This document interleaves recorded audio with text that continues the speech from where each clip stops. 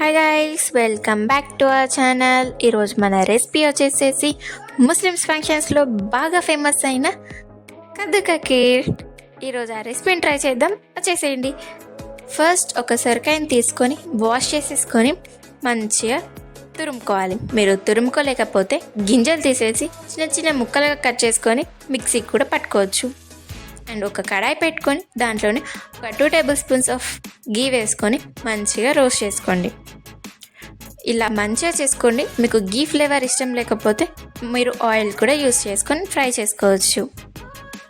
మీకు exact taste రావాలంటే మాత్రం గీ యూస్ చేస్తే మంచిది.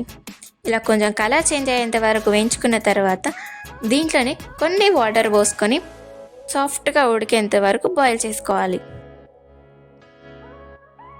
అండ్ ఈలోపు మనం పక్కన పాలు కూడా పెట్టుకుందాం. ఇక్కడ నేను 1 లీటర్ ఆఫ్ మిల్క్ తీసుకుంటానండి. అవి నాకు ఎగ్జాక్ట్గా సరిపోయాయి.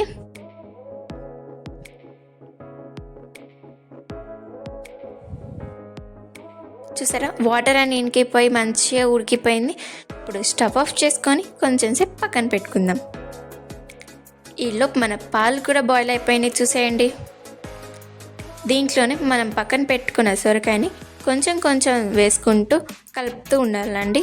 కలపకపోతే కింద ముద్దలా కట్టేస్తుంది, పాలల్లో కలిసిపోదు. అందుకే కొంచెం కొంచెం వేసుకుంటూ కలపాలి.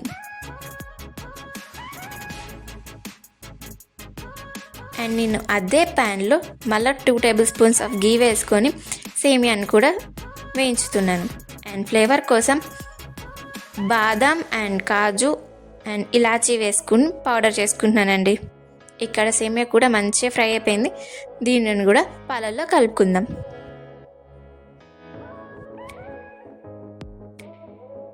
అండ్ ఇందాక మనం పౌడర్ పట్టుకున్న దాన్ని కూడా దీంట్లో వేసుకోవాలండి. అండ్ ఇక్కడ అది వేసిన వెమ్మటనే కలుపుకోవాలండి, లేదంటే అది కూడా ముద్దగడుతుంది, పాలల్లో కలవదు, ఆ ఫ్లేవర్ మొత్తానికి రాదు. సో అందుకే వేసిన వెమ్మటనే కలిపేసుకోవాలి, మంచిగా ఫ్లేవర్ పట్టేలాగా. కొంచెం సేపు బాయిల్ అయిన తర్వాత దీంట్లోనే నేను బెల్లం వేసుకుంటున్నాను. మీకు బెల్లం నచ్చకపోతే అండ్ అవైలబుల్గా లేకపోతే షుగర్ కూడా వేసుకోవచ్చు. షుగర్ కంటే బెల్లం మంచిది.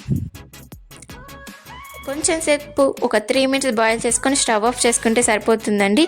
మనకి ఎంతో టేస్టీ అయినా ఫేమస్ అయిన కద్దు కా ఖీర్ ఈజ్ రెడీ. దీన్ని చల్లారిన తర్వాత డ్రై ఫ్రూట్స్తో టాప్అప్ చేసుకొని తింటే సూపర్ ఉంటుంది. లేదంటే ఫ్రిడ్జ్లో పెట్టుకొని మరుసటి రోజు తిన్నా ఐస్ క్రీమ్ లాగా బాగుంటుంది. Bye guys, subscribe to my channel and click the notification bell.